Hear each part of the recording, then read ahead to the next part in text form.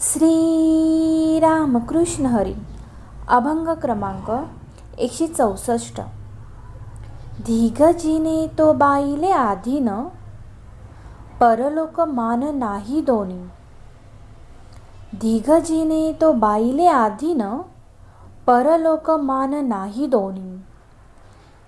धिगजीने ज्याची लोभावरी मन, अतित पूजन घडेची ना.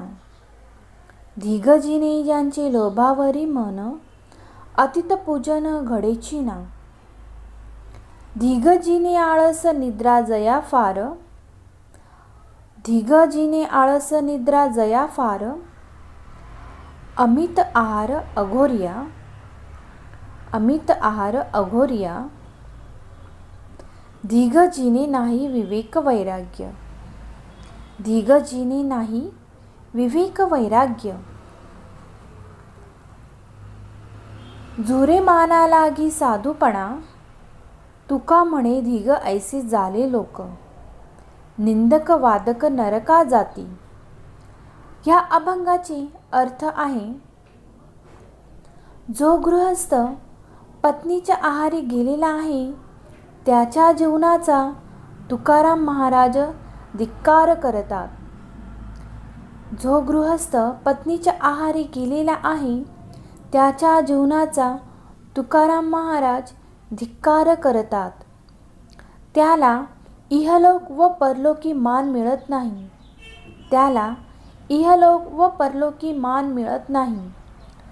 जो मनुष्य सतत लोभाचाच विचार करत असतो, जो मनुष्य सतत लोभाचाच विचार करत असतो त्याच्या हातून अतिथीपूजा घडत नाही, त्याच्या हातून अतिथीपूजा घडत नाही. धिक्कार असो, त्या मनुष्याचाही धिक्कार असो. ज्याला आळस, निद्रा, भरपूर आहार याची आवड आहे त्या पुरुषाचाही धिक्कार असो. जो मनुष्य विवेक आणि वैराग्य विना साधुत्वाची अपेक्षा करतो त्याचाही धिक्कार असो. तुकाराम महाराज म्हणतात, परनिंदा करणारा आणि निष्कारण वाद घालणाराही अंती नरकात जातात, त्यांच्याही जीवनाचा धिक्कार असो. असेच अभंग ऐकण्यासाठी आपल्या चॅनलला सबस्क्राईब करा. माऊली, तुम्ही जर हे चॅनल सबस्क्राईब केले तर असेच अभंग आपल्याला रोज